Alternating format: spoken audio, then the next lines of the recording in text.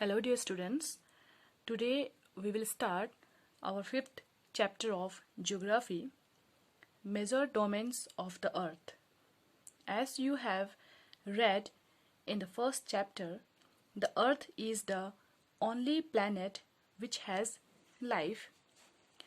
Human beings can survive here because the land, water and air are present on the earth. The surface of the earth is a complex zone, means a mixed zone in which three main components of the environment meet, overlap and interact. These three main components of the environment are lithosphere, atmosphere and hydrosphere. Lithosphere is the solid portion of the earth on which we live. Atmosphere is the gaseous layers that surround the earth, and water covers a very big area of the earth's surface, and this area is called the hydrosphere. Biosphere is also important. Let's see what is the meaning of biosphere. The biosphere is the narrow zone, means a limited zone where we find land, water and air together, which contains all forms of life. Our first important topic is lithosphere.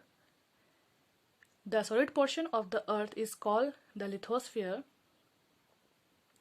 There are two main divisions of the earth's surface. The first one is continents and the second one is ocean basins. All the oceans of the world are connected with one another. The level of sea water remains the same everywhere. Elevation means the altitude of the land is measured from the level of the sea, which is taken as 0. The highest mountain peak is Mount Everest, which is 8,848 meters above the sea level, and the greatest depth of 11,022 meters is recorded at Mariana Trench in the Pacific Oceans. Now we will discuss about continents. There are 7 major continents. These are separated by large water bodies. These continents are Asia, Europe, Africa, North America, South America, Australia and Antarctica. Asia is the largest continent. It covers about 1/3 of total land area of the earth. The continent lies in the eastern hemisphere. Next is Europe. Europe is much smaller than Asia. The continent lies to the west of Asia. Next is Africa. Africa is the second largest continent after Asia. Asia is the first one. Then here the equator 0° latitudes runs almost through the middle of the continent. The Sahara Desert is also located here, which is the world's largest hot desert. And you will also notice that the world's longest river, the Nile, is also located here in Africa. Next is North America. It is the third largest continent of the world. It is linked to the South America by a very narrow strip of land called the Isthmus of the Panama.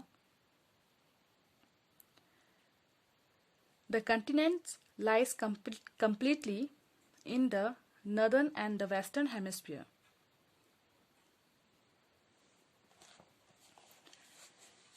Next is South America. South America lies mostly in the southern hemisphere. The Andes, world's longest mountain range, runs through its length from north to south. South America has the world's largest river, the Amazon. So, in South America, you have to remember the Andes, which is the world's longest mountain, is located here, and also world's largest river called Amazon flows here. Next is Australia. Australia is the smallest continent that lies in the southern hemisphere. It is surrounded on all sides by oceans and seas. Australia is called an island continent because it is surrounded by water from all the sides. Next is Antarctica. Antarctica, it is located in southern hemisphere. The South Pole lies almost at the center of this continent. It is located in South Polar region, which is permanently covered with thick ice sheets. There are no permanent human settlements. Many countries have research station which is located in Antarctica. India also has research station here. These are Maitri and Dakshin Gangotri. Maitri and Dakshin Gangotri are the research center of India. Next is Hydrosphere. The Earth is called the blue planet because more than 71% of the Earth is covered with water and 29% is with land. More than 97% of the Earth's water is found in the oceans and is too salty for human use. A large proportion of the rest of water is in the form of ice sheets and glaciers or under the ground, and a very small percentage is available as fresh water for human beings. Our next important topic is oceans. Oceans are the major part of hydrosphere. They are all interconnected. The ocean waters are always moving. The three chief movements of ocean waters are the waves, the tides, and the ocean currents. The five major oceans are the Pacific Ocean, Atlantic Ocean, the Indian Ocean, the Southern Ocean, and the Arctic Ocean. The Pacific Ocean is the largest one. The Pacific Ocean is almost circular in shape. Asia, Australia, North and South Americas surround it. The Atlantic Ocean is the second largest ocean in the world. It is S-shaped. The coastline of Atlantic Ocean is highly indented.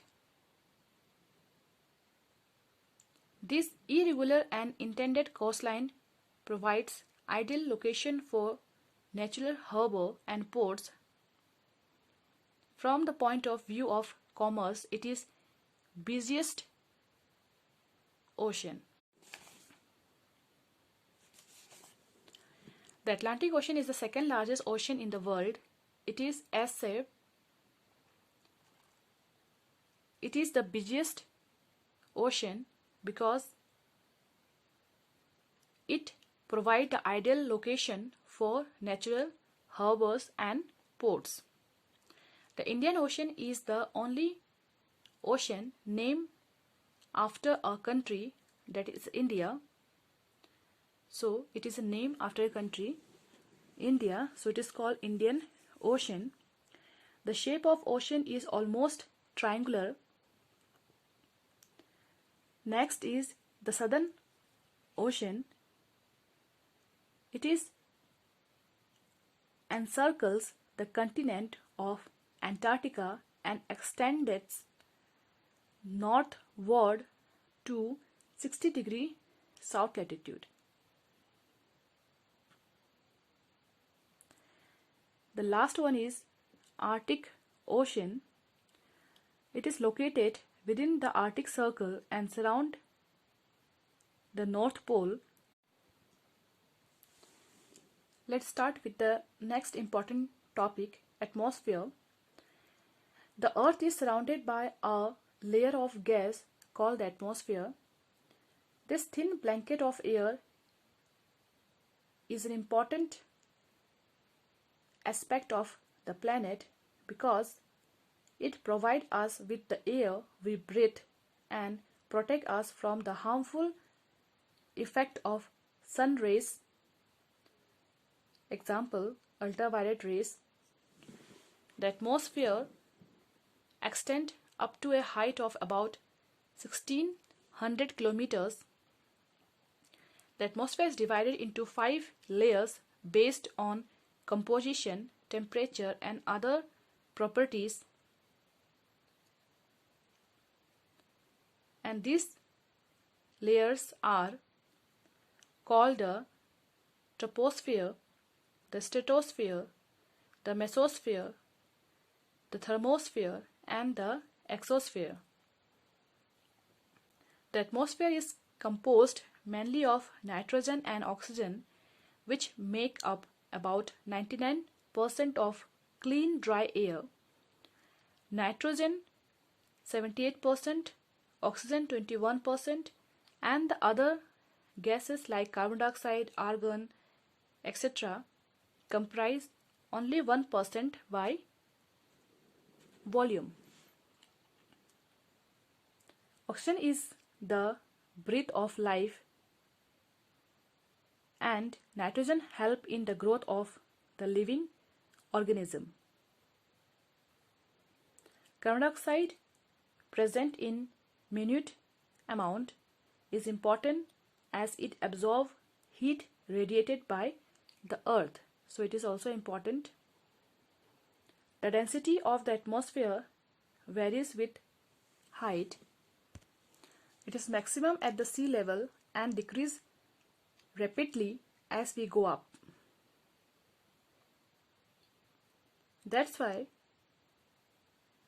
you sometimes notice that the climbers experience problem in breathing due to this decrease in the density of air, and they have to carry with them oxygen cylinders to be able to breathe at the high altitude.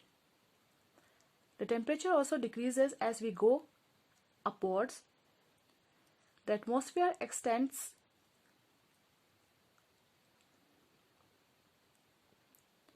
The atmosphere exerts pressure on the earth. This varies from place to place. Some areas experience high pressure and some areas low pressure. Next important topic is biosphere. Biosphere is a narrow zone of contact between the land, water and air. So it is a limited zone where the land, water and air meet. The organism in the biosphere may broadly be divided into plant kingdom and the animal kingdom. The three domains of the earth interact with each other and affect each other in some way or the other. Emission from industries, thermal power plants and vehicles pollute the atmosphere.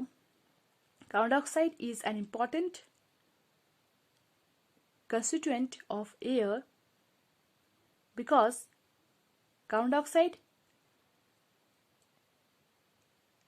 leads to increase in global temperature. This is termed as global warming because the temperature of the earth increases day by day. There is thus a need to limit the use of resources of the earth to maintain the balance of nature between the domains of the lithosphere, the atmosphere and the hydrosphere. Thank you.